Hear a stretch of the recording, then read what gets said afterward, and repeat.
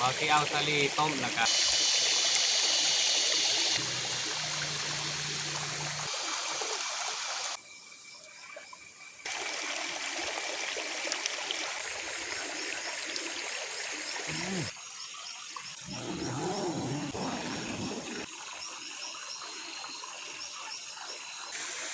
ทักทายสบายดีเนาะยินดีต้อนรับเข้าสู่ซองบาวซีคือเก่านะ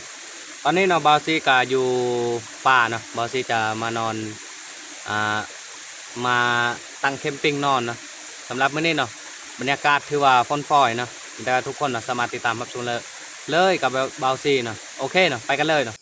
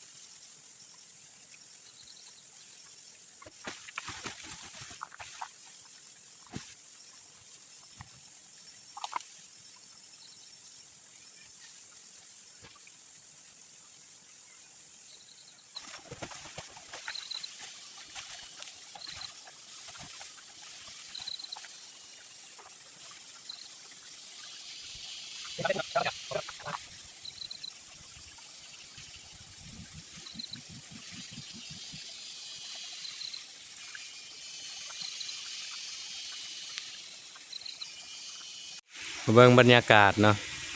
ในตอนแรงมื้อนี้เนาะ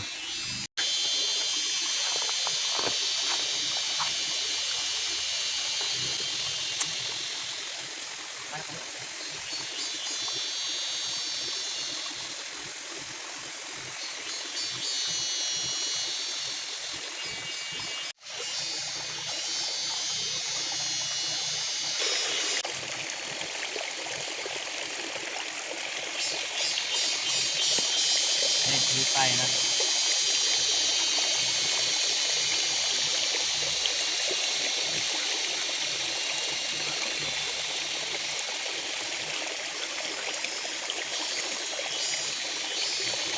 มอส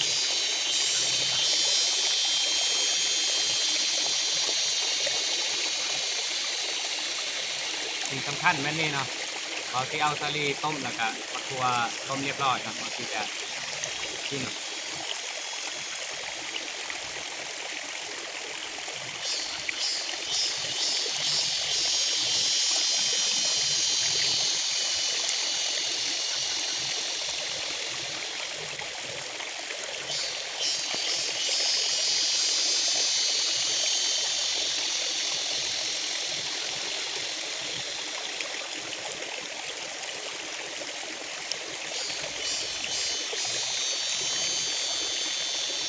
มาเบิ่งบรรยากาศอยู่ในเนาะเบาสีเฮ็ด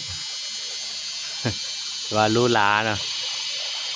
นี่เบาซีก็จะห่อเรียบร้อยเนาะ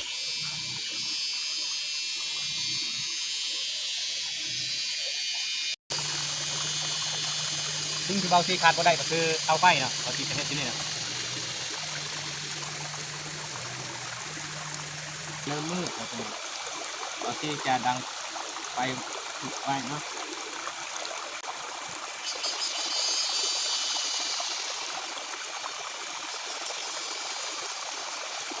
ที่ผมดังติดดัง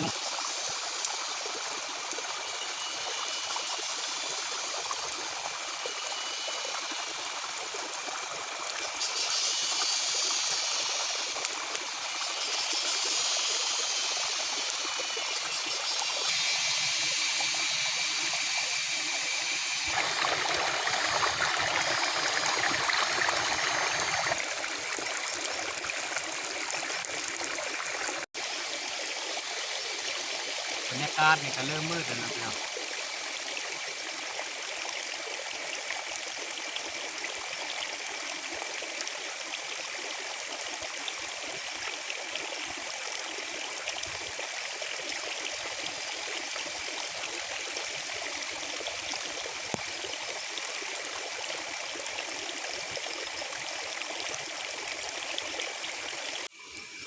อุ่นดีเนาะเวลาเขานอนดังไฟกลางคืนนะแล้วก็ความปลอดภัยแล้วก็บ่อยากให้ยุงมันเข้ามานะ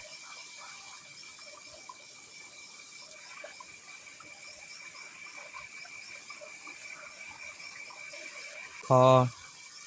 อนุญาตนะนอนพักผ่อนเพราะว่าตั้งแคมปิ้งนะก็เกือบชั่วโมงกว่านะบรรยากาศก็บ่ค่อยดีนะฝนตกนอนคนเดียวนะนอนฟังเสียงนกเสียงนู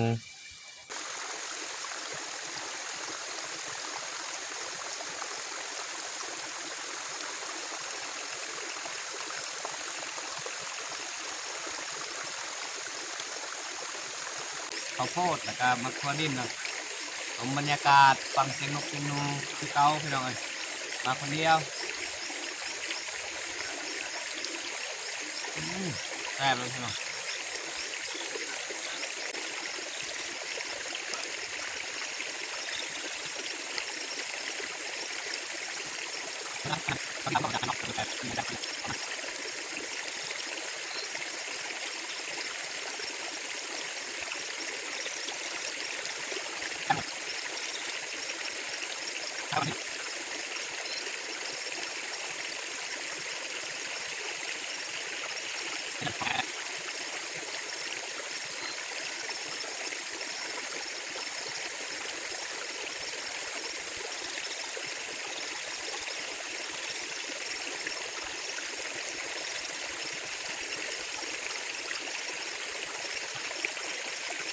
ทะเลนี่อยากกินน้ำเนาะ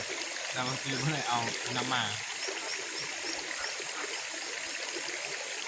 กินทั่วดีกว่า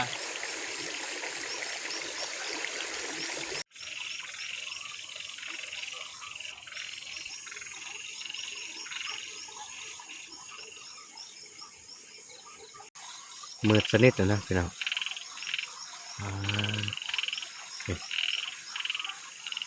ไฟเฮากับเยี่ยมมอดกันบอซี่กับสีเขานอนเลยเนาะ